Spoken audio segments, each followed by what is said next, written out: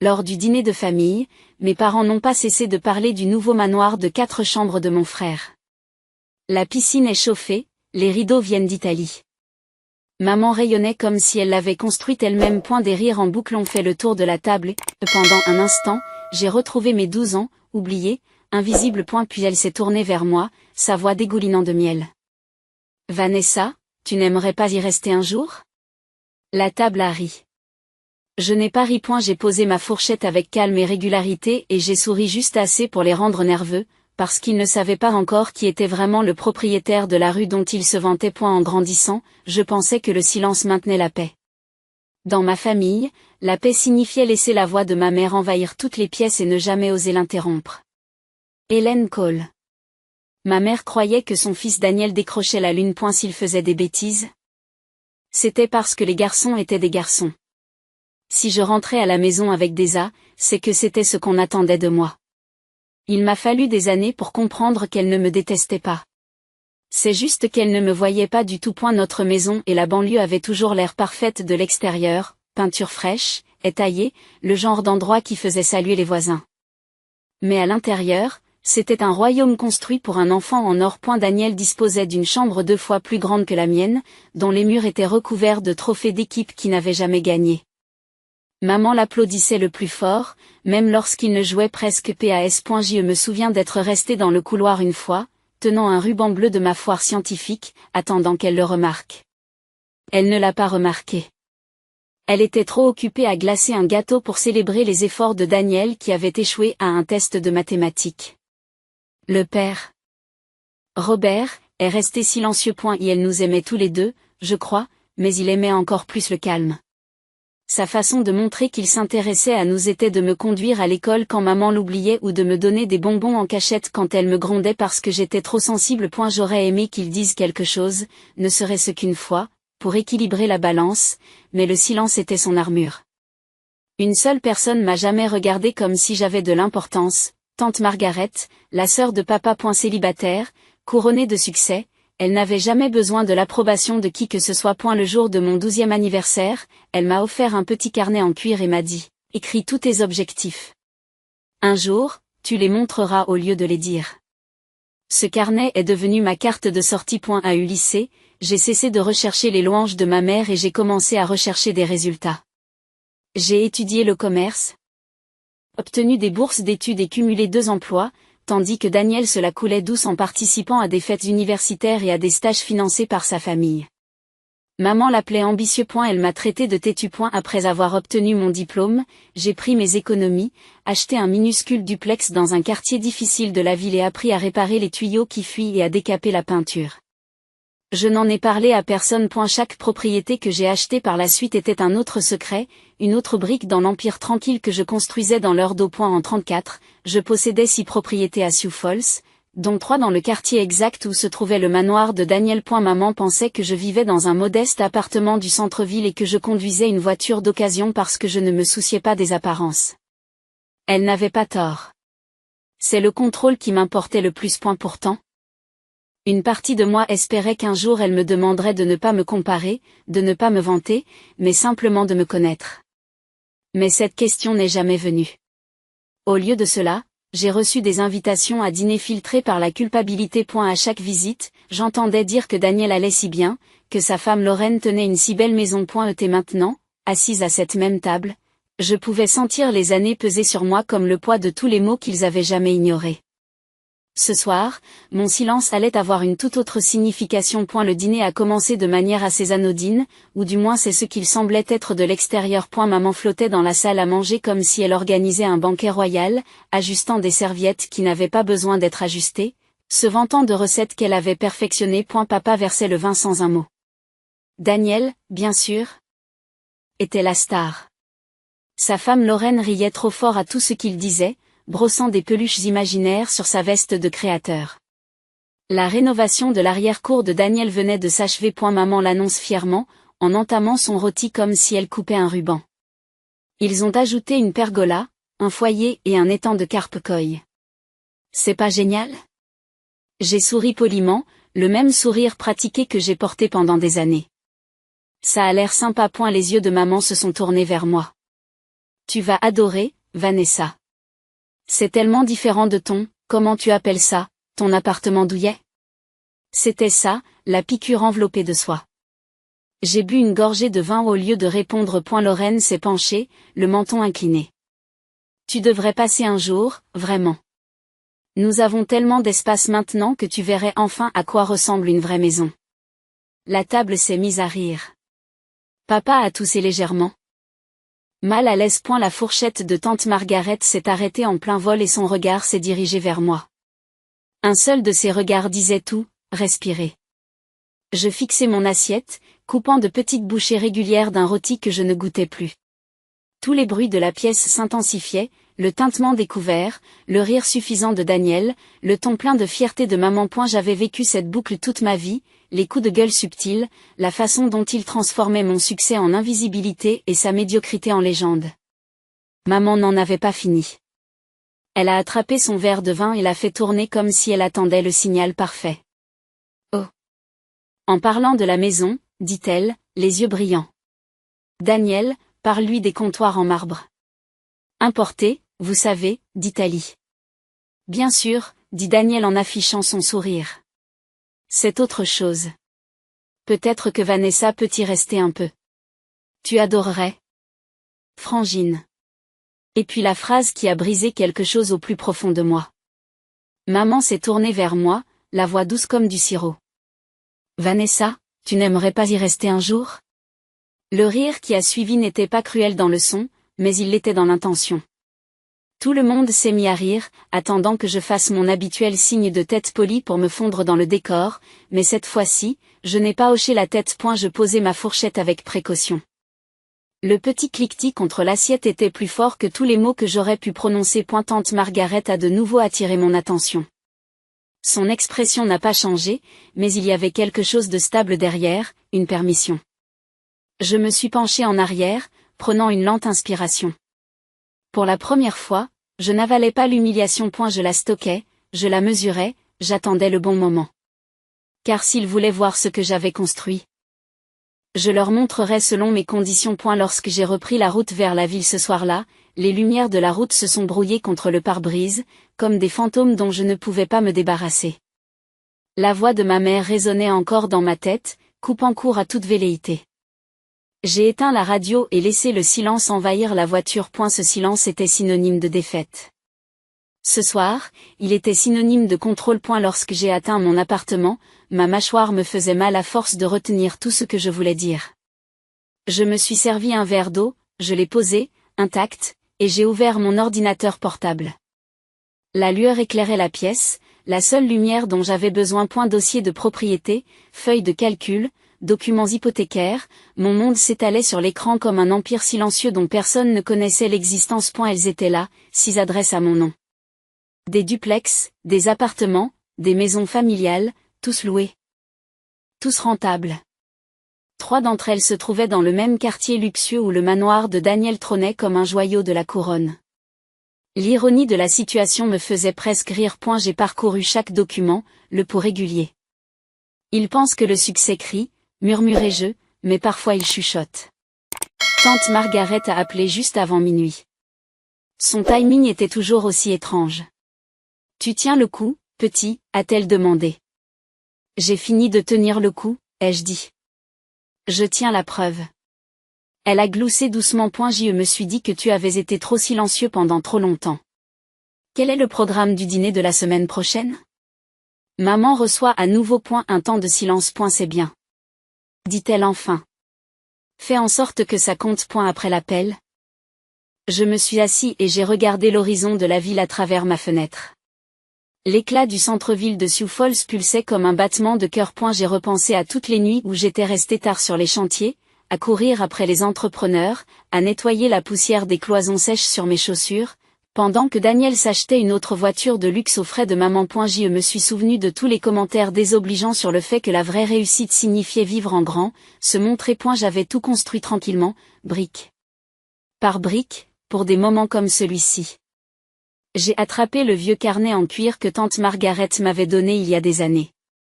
La couverture était usée, les pages jaunies. Mon écriture était passée de prudente à certaine. Sur la première page, j'avais écrit « Un jour, ils verront ». J'ai souri en tournant la page. Demain, ils verront. J'ai passé la journée suivante à rassembler des documents. Des titres de propriété, des états financiers, des formulaires fiscaux, le tout notarié et parfaitement scellé. Je ne me préparais pas à me vanter. Je me préparais à la vérité, celle qui n'a pas besoin d'être criée. Le dimanche suivant, je me tenais devant mon miroir, ajustant le col d'une simple robe marine. Mon reflet était calme, mais mes yeux étaient vifs. Pas de colère, ai-je murmuré. Pas de larmes. Juste des faits. Le trajet jusqu'à la maison de mes parents me parut plus court. Ces maisons familières défilaient comme le décor d'une pièce de théâtre que j'avais déjà dépassée.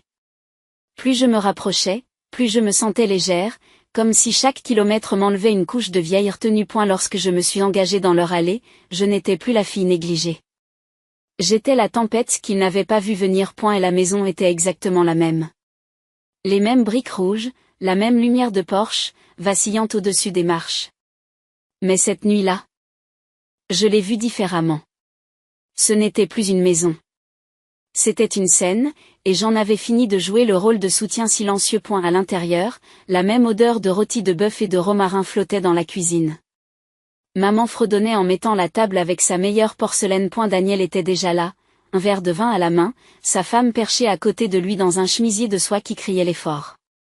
Papa se tenait près du comptoir, faisant semblant de lire le journal. Tante Margaret était assise tout au fond, l'expression indéchiffrable. Vanessa, dit maman avec ce ton sucré qui enrobe chaque syllabe. Nous parlions justement de la prochaine journée portes ouvertes de Daniel. Tu devrais la voir. C'est magnifique. Je l'ai vue, dis-je en me glissant simplement dans mon siège. Le dîner a commencé de la même manière que la dernière fois, avec des comparaisons vantées. Des coups de gueule invisibles. La conversation était une boucle polie que j'avais entendue toute ma vie. La seule différence, c'était moi. Je ne bronchais plus. Daniel s'est penché en arrière, affichant son sourire habituel. En fait, nous envisageons d'ajouter bientôt une aile pour les invités, dit-il en demandant à sa mère de l'approuver. Tu pourrais peut-être y séjourner de temps en temps, Vanessa. Tu pourras ainsi te faire une idée de ce qu'est la réussite. Maman éclate de rire, le genre qui signifie qu'elle est d'accord, mais qu'elle veut rester polie. Oh, Daniel, ne taquine pas ta sœur. Puis elle s'adresse à moi. Mais honnêtement, chérie, tu aimerais vraiment rester là-bas. C'est tellement plus spacieux que ton petit appartement. C'était à nouveau cette piqûre familière enveloppée de gentillesse. J'ai souri. Tu crois? Papa a levé les yeux au ciel. Il connaissait ce ton. Margaret a posé sa fourchette lentement, comme si elle se préparait. Maman a continué. Inconsciente. Bien sûr, c'est juste que, cet endroit qui est le tien semble si temporaire, ma chérie. Tu devrais voir ce que Daniel a construit. 4 chambres, une piscine, des comptoirs en marbre, tout le tralala. D'Italie, Lorraine ajoute, nous avons tout importé. Vous pouvez vraiment sentir la différence en vivant avec la qualité. Le silence a duré un peu trop longtemps. J'ai posé ma serviette à côté de mon assiette, parfaitement pliée. Vous avez raison, ai-je dit doucement. On sent la différence. Maman sourit, fière d'avoir réussi son exposé. C'est vrai. Tu vois, c'est parce que je possède 2 maisons à côté de la sienne, ai-je ajouté, d'une voix calme. Et une de l'autre côté de la rue. La pièce s'est arrêtée de respirer. Le sourire de maman s'est figé comme si quelqu'un l'avait débranché au milieu de sa phrase. Daniel a cligné des yeux, son sourire s'est effacé. Je me suis légèrement penchée en avant et j'ai croisé son regard. Tu m'as entendu. 2 à côté. 1 de l'autre côté. Dans laquelle veux-tu rester? Le son qui a suivi était un silence pur, le genre de silence qui remplit chaque coin d'une pièce jusqu'à ce qu'il se presse contre votre poitrine. Même l'horloge au mur semblait retenir son souffle. La fourchette de papa s'est posée doucement sur son assiette. Vanessa, a-t-il commencé, la voix basse, incertaine. Je me suis tournée vers lui avec douceur. Papa, cela fait plus de 10 ans que j'achète des biens immobiliers, toute seule. Pendant que maman finançait la troisième idée d'entreprise de Daniel, j'avais 2 emplois pour réparer des locations et j'économisais chaque dollar. Je n'avais pas besoin de l'aide de la famille. J'avais juste besoin d'espace pour construire. Lorraine laisse échapper un rire nerveux qui s'éteint à mi-chemin. Tu plaisantes, n'est-ce pas? J'ai fouillé dans mon sac et en ai sorti un petit dossier que j'ai fait glisser sur la table, où les titres de propriété ont été tamponnés et notariés. Je ne plaisante pas. La main de Daniel tremblait en feuilletant la page. Ça ne peut pas être vrai. Le visage de maman s'est mis à rougir. Vanessa, comment as-tu pu? Comment j'ai pu? Je l'ai interrompu, toujours calme. Travailler dur. Garder mon succès pour moi. C'est ce que tu m'as appris. N'oublie pas que tu as toujours dit que les bonnes filles ne se vantent pas. Pour la première fois, maman n'a pas eu de réponse. Ses lèvres se sont écartées, puis refermées. J'ai continué, la voix posée. Tu as passé toute ta vie à te vanter de ce que Daniel avait. Tu aurais peut-être dû faire attention à ce que je faisais. Le sourire de tante Margaret était petit mais fier. Ses yeux brillaient de quelque chose qui ressemblait à de la satisfaction. Daniel repousse le dossier. Tu mens. Tu loues cet appartement au centre-ville. Je le loue, dis-je. Parce que c'est intelligent. Le loyer de mon locataire paie mon hypothèque. Je n'ai pas besoin de vivre dans le marbre pour me sentir bien. Les joues de Lorraine sont devenues rouges. Tu nous rends ridicule, dis-je en penchant la tête. Non, je ne fais qu'expliquer les choses honnêtement. Maman finit par craquer, la voix tranchante comme du verre brisé. Tu manques de respect, Vanessa. Ce n'est pas comme ça qu'une famille se comporte. J'ai ri doucement. La famille. Tu veux dire celle qui ne m'a jamais vue, qui n'a jamais cru en moi, qui ne m'a jamais demandé comment j'allais, à moins que cela ne permette à Daniel de mieux paraître. Le respect fonctionne dans les deux sens, maman, a dit papa en se raclant la gorge, le son tremblant. Elle a raison. Et la tête de maman s'est tournée vers lui. Robert. Ne commence pas. Non, dit-il plus fort, d'une voix ferme que je n'avais jamais entendue auparavant. Tu as été aveugle, Hélène. Tu as transformé notre fille en fantôme dans sa propre maison. Regarde-la. Elle n'a pas eu besoin de notre aide, et elle a encore construit tout ce que tu prétends vouloir pour Daniel. La pièce est redevenue silencieuse, plus lourdement cette fois. Les yeux de maman brillaient, non pas de remords, mais d'humiliation. Tu nous as tendu une embuscade. Je ne l'ai pas fait, ai-je dit calmement. J'ai juste répondu à ta question. J'ai repoussé ma chaise lentement, les pieds ont raclé le carrelage, résonnant dans le silence. Bon appétit. Et Daniel. Je me suis arrêtée sur le seuil de la porte. Je laisserai les lumières du porche allumées au cas où vous auriez besoin d'en louer une. Derrière moi, j'ai entendu l'inspiration brutale de Lorraine, le souffle étouffé de maman et le léger gloussement de tante Margaret. Papa n'a pas dit un mot. Mais quand j'ai jeté un coup d'œil en arrière, ses yeux ont croisé les miens, fiers et tristes à la fois. Dehors, l'air hivernal frappait comme une liberté. Je suis restée un moment dans l'allée, fixant la maison de Daniel, qui brillait de l'autre côté de la rue, le même manoir qu'ils avaient vénéré toute la soirée. Seulement maintenant, sous les lampadaires, elle ne paraissait pas si grande. En montant dans ma voiture, j'ai vu mon reflet dans le rétroviseur, stable et inébranlable, le genre de femme que j'aurais aimé que ma mère voie. Et peut-être qu'enfin, elle l'a fait. 3 mois se sont écoulés avant que je n'entende parler de qui que ce soit. Entre-temps, la nouvelle s'était répandue discrètement dans la ville. Le manoir de Daniel avait été mis en vente. Un ami dans l'immobilier m'a appelé pour me confirmer ce que je soupçonnais déjà, il avait contracté une deuxième hypothèque pour soigner son image. Et maintenant la dette le rongeait. La maison dont tout le monde se vantait était devenue son fardeau. Maman a cessé d'appeler après ce dîner.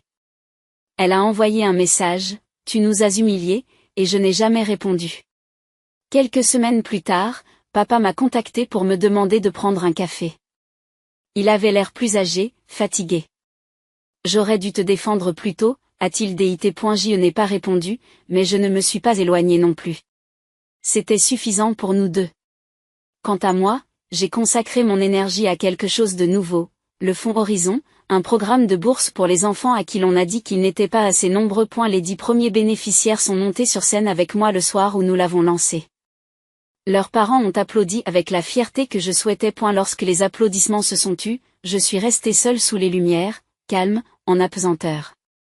Le manoir, les dîners, le silence, tout cela m'avait conduit ici. Parfois, la vengeance n'est pas bruyante. Elle est stable. C'est la paix. Cette nuit-là, je suis passée devant l'ancien quartier de Daniel. Les lumières des porches de mes propriétés brillaient doucement dans l'obscurité, preuve silencieuse que j'avais déjà gagné. Je ne me sentais plus en colère, juste libre. Pour la première fois, le silence ne me faisait pas mal. Il guérissait. Et si vous avez déjà dû prouver votre valeur aux personnes qui ne vous ont jamais vu, vous n'êtes pas seul. Racontez-moi votre histoire dans les commentaires et abonnez-vous, car chaque victoire tranquille mérite d'être entendue.